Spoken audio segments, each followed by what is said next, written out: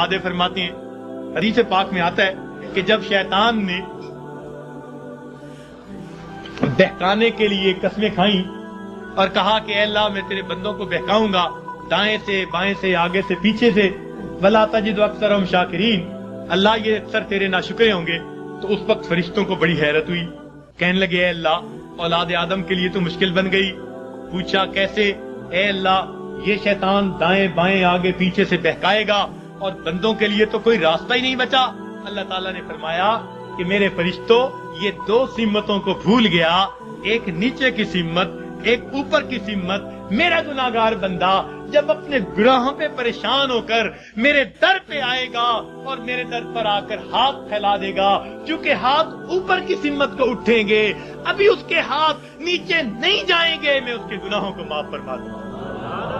और जब मेरा बंदा अपने गुनाहों से परेशान होकर अपने सर को सजदे में डाल देगा, क्योंकि नीचे की सिम्मत से शैतान असरअंदाज नहीं हो सकता, मेरा बंदा अभी सर नहीं उठाएगा, मैं अपने बंदे के गुनाहों को माफ फरमा दूंगा। तो शैतान ने एक कसम खाई थी, फबिइज्जतिका, अल्लाह तेरी इज्जत की कसम मैं तेरे बंदों को बहकाऊंगा। अल्लाह ताला ने इसके जवाब में फरमाया, शैतान मरदूद तू कसमें खाता है मेरे बंदों को बहकाने के लिए, बरगलाने के लिए। जरा मेरी बात भी सुन ले कि मेरे बंदे बतकाज़ाए बशरियत गुनाह करते रहेंगे। अगर अपनी मौत से पहले पहले सच्ची माफी मांगेंगे, फबिइज्जती व जलाली, मुझे अपनी इज्जत की कसम, मुझे अपने जलाल की कसम, मैं उनकी तौबा को कबूल कर लूंगा। तो शैतान ने बहकाने के लिए एक कसम खाई थी, रहमान ने माफी देने के लिए दो कस्में खाई हुई है। सुभान अल्लाह। इसलिए अल्लाह ताला की हर सिफत का एक नाम है, लेकिन रहमत की सिफत के दो नाम है, रहमान और रहीम।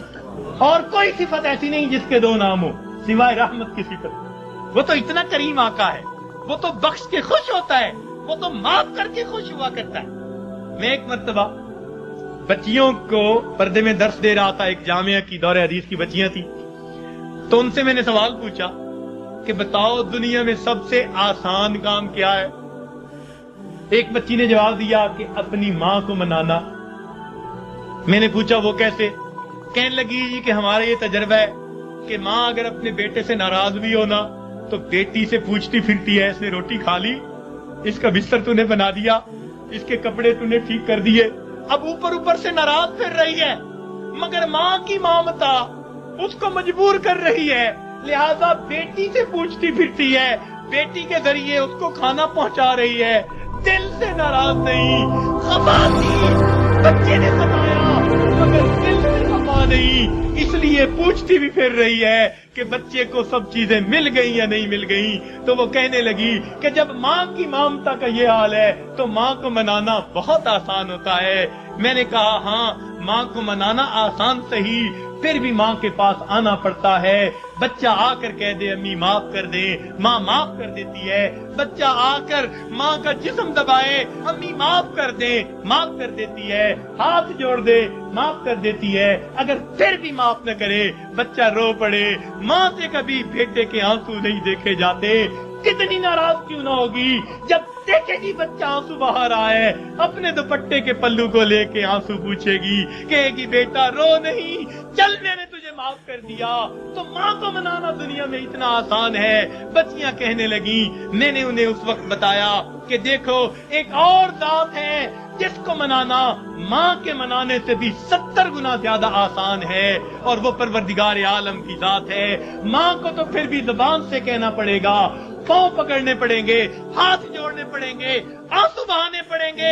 एक वो परवरदिगार जात है जिसके सामने बंदा तन्हाई में बैठा हो, फकत दिल के अंदर नादिम हो जाए, दिल के अंदर शर्मिंदा हो जाए और दिल में पुकारे, परवरदिगार गुनाहों की माफी चाहता हूँ, मैंने सच्ची तौबा कर ली, अल्लाह मैंने सुलह कर ली, मुझे अपना बना ले, शैतान के पंजे से छुड़ा ले।